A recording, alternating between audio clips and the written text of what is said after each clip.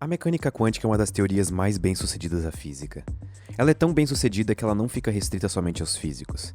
Ela é frequentemente citada na cultura pop e, inclusive, serve de base para alguns dos filmes mais bem-sucedidos dos últimos anos.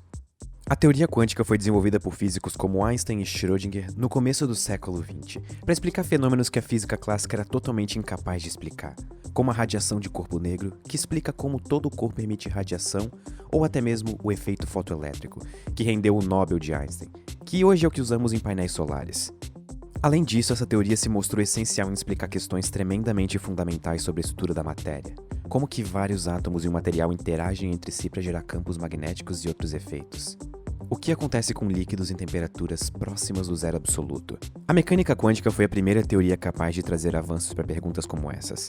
Quando estamos lidando com escalas de tamanho muito pequenas, da ordem de tamanho de moléculas, ou quando estamos lidando com escalas de energia baixas, nós precisamos usar a mecânica quântica ou nós não teremos resultados que condizem com a realidade. Apesar dos avanços e sucessos da teoria, ela por muito tempo foi polêmica, porque os resultados, diferentes da física clássica, são fundamentalmente probabilísticos. Isso é incrivelmente frustrante para quem gosta de resultados, entre aspas, bonitos. Ter resultados probabilísticos significa que uma conta na mecânica quântica não termina quando nós chegamos em um resultado definitivo. Ela termina quando chegamos na probabilidade de que alguma coisa aconteça. Isso é tipo perguntar se alguém que você gosta quer assistir os vídeos do Ciência Todo Dia com você e a pessoa responde 0% que sim. Fala sério, isso é uma péssima ideia de date. Não façam isso, eu já tentei. Brincadeiras à parte, considere a seguinte situação. Imagine que exista um asteroide vindo em direção à Terra, e que nós sabemos qual é a massa, qual é a direção e qual é a velocidade desse asteroide. Além disso, nós também sabemos a massa e o movimento da Terra. Com essas informações, nós podemos usar a gravitação de Newton para calcular como que o movimento do asteroide vai ser afetado pela gravidade da Terra. E descobrir precisamente para qual direção o asteroide vai estar se movendo quando ele passar pelo nosso planeta. Imagine agora o mesmo cenário, só que ao invés do asteroide, nós temos um elétron. E ao invés da Terra, nós temos um núcleo atômico.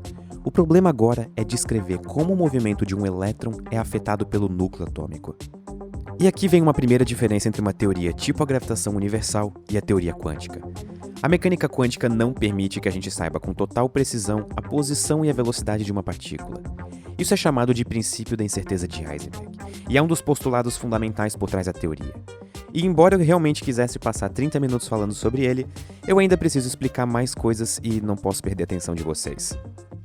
Certo, então nós temos todas as informações relevantes possíveis sobre o elétron e o átomo. Nós agora precisamos usar a mecânica quântica para calcular como o elétron vai ser desviado pelo átomo. Mas diferente do caso do asteroide, nós já encontramos um problema gigante porque não sabemos qual é a velocidade e muito menos qual que é a posição do elétron com certeza. Por causa disso, nós não vamos ter como resultado uma direção precisa, e sim a probabilidade que o elétron tem de seguir cada uma das várias diferentes direções possíveis. Problemas como esses dois, o do asteroide orbitando a Terra e o do elétron orbitando o átomo, são problemas clássicos na física e recebem um nome especial: problemas de espalhamento. Geralmente esse tipo de problema faz uma pergunta, que segue mais ou menos essa linha daqui. Como um corpo afeta uma partícula muito mais leve em movimento? Você pode usar isso no exemplo do Sol e da Terra. Você também pode usar isso no exemplo de um átomo e um elétron. Espalhamento é tão importante na física que é por causa dele que hoje nós sabemos como é a forma do DNA que faz de você, você. Ele basicamente permite que a gente investigue a estrutura de moléculas grandes através da interação delas com a luz ou elétrons. Mas vamos voltar ao nosso espalhamento quântico, que é quando um elétron se move em direção a um átomo. A mecânica quântica nos retorna uma série de probabilidades sobre como o elétron pode estar se movendo após interagir com o átomo, mas nem todas essas probabilidades representam algo real. Sim, muitas vezes mesmo as teorias mais bem-sucedidas apresentam áreas cinzas ou lacunas que podem até mesmo parecer falhas. Existe um caso bastante problemático. Dentre todos os caminhos possíveis, existe uma chance de que o elétron faça um que resulte em ele acabar se movendo mais rápido do que a luz. E isso é um absurdo. Nós temos evidências fortíssimas de que isso não acontece. A teoria da relatividade de Einstein tem isso como fundamental. E isso é tão forte que chegou ao status de ser uma das leis da natureza atualmente. Matéria não pode se mover mais rápido que a luz no vácuo. E isso aponta para um dos primeiros limites da mecânica quântica. ela não consegue lidar com efeitos relativísticos. Sistemas em altas velocidades não podem ser descritos pela mecânica quântica porque as regras fundamentais da teoria da relatividade de Einstein não fazem parte da formulação da mecânica quântica. Relatividade restrita e mecânica quântica são teorias diferentes, desenvolvidas muitas vezes por pessoas diferentes que atuam em áreas diferentes e, portanto, elas não são imediatamente compatíveis. O próprio Schrödinger, famoso pelo experimento mental do gato de Schrödinger, começou seu trabalho que resultaria na famosa equação de Schrödinger, tentando utilizar a relatividade e ele falhou. Por essa razão, a mecânica quântica não inclui os princípios da relatividade. Um deles é a relação entre massa e energia de Einstein, o famoso E igual a mc ao quadrado. O que isso nos diz é o seguinte: massa pode ser transformada em energia, e energia pode ser transformada em massa. E o fator de conversão, que é tipo a taxa de câmbio, é a velocidade da luz ao quadrado. Uma evidência clara de que só a mecânica quântica como ela era não seria o suficiente surgiu na década de 30, com a previsão e a descoberta do pósitron, a antipartícula do elétron.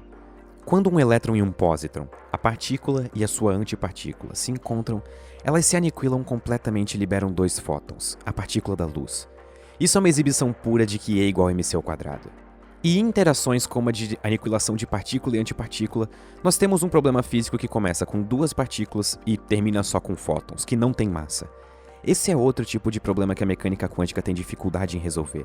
Problemas nos quais as partículas envolvidas mudam, ou partículas são criadas e destruídas. Voltando ao nosso exemplo do elétron indo em direção ao núcleo atômico, existe uma possibilidade que a mecânica quântica não prevê, mas que de fato pode acontecer e já foi comprovada experimentalmente. O átomo pode capturar o elétron e ter um dos seus prótons transformados num nêutron e liberar um neutrino. Esse fenômeno é conhecido como captura de elétron. E aqui temos os dois limites da mecânica quântica. Ela não consegue lidar com partículas relativísticas ou com criação e destruição de partículas. Para resolver os dois problemas de uma só vez, uma teoria quântica da relatividade teve que ser criada. Vamos primeiro nos focar em como resolver o fato de que partículas podem ser criadas ou destruídas em interações físicas. Para isso, nós precisamos basicamente colocar o E igual a mc ao quadrado dentro da teoria quântica. E isso vai exigir uma mudança de paradigmas. Até agora nós estamos pensando no elétron como uma partícula e fim da história. Mas isso não é o suficiente para levar em conta que o elétron pode ser criado ou aniquilado numa interação. Para representar, atribuímos a cada ponto do espaço uma probabilidade de que exista um ou mais elétrons lá. Esse conjunto de probabilidades de encontrar um elétron num determinado ponto do espaço é a definição de um campo quântico. E esse tratamento dá origem à teoria quântica relativística, ou, como ela muito melhor é conhecida, a teoria quântica de campos. Ou seja, para cada tipo de partícula possível, existe um campo que determina onde essas partículas estão e como elas se comportam. Do ponto de vista de campos, um elétron é apenas uma vibração ou excitação no campo de elétrons que permeia todo o universo. E isso explicaria por que todos os elétrons têm exatamente as mesmas propriedades. As propriedades do elétron são, na verdade, as propriedades do campo de elétrons. E isso também explica muito bem as antipartículas. Um pósitron, a antipartícula do elétron, é simplesmente uma vibração oposta no campo de elétrons. E quando o elétron encontra um pósitron, eles se aniquilam. Ou seja, a probabilidade de encontrar um elétron no ponto de aniquilação vai para zero. Mas essa aniquilação de partículas no campo de elétrons gera uma excitação no campo eletromagnético. Mas a excitação desse campo é um fóton. Vibrações eletromagnéticas são luz. Ou seja, a aniquilação de elétron-pósitron emite fótons, luz. Da mesma forma podemos explicar a captura de elétrons. Quando um elétron chega perto de um núcleo atômico, é possível que os campos do elétron e de outras partículas interajam de tal maneira que o elétron seja aniquilado. Um próton vira um nêutron, e um neutrino é liberado. Uma descrição mais precisa de como essas coisas acontecem foi feita, e é chamada de modelo padrão de partículas, que descreve os campos e partículas fundamentais e como eles interagem. O modelo padrão, junto com a teoria quântica de campos, é a nossa melhor explicação moderna para como o mundo funciona nas menores escalas, e está por trás de experimentos como o LHC que descobriu o bóson de Higgs.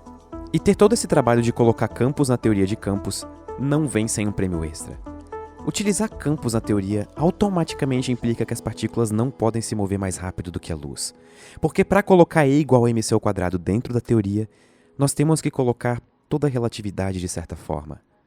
Todo esse trabalho e esforço, tanto da física teórica quanto dos experimentos que confirmaram o sucesso do modelo padrão, é simplesmente um ótimo exemplo da extensão da maravilhosa curiosidade humana, que nos permitiu transformar o mundo ao nosso redor. A mesma espécie que milhares de anos atrás lascava pedras e usava pigmentos para fazer pinturas nas paredes de cavernas, hoje construiu um colisor de partículas de 26 km para acelerar partículas quase na velocidade da luz, só para tentar entender um pouco melhor o mundo ao seu redor. Muito obrigado e até a próxima.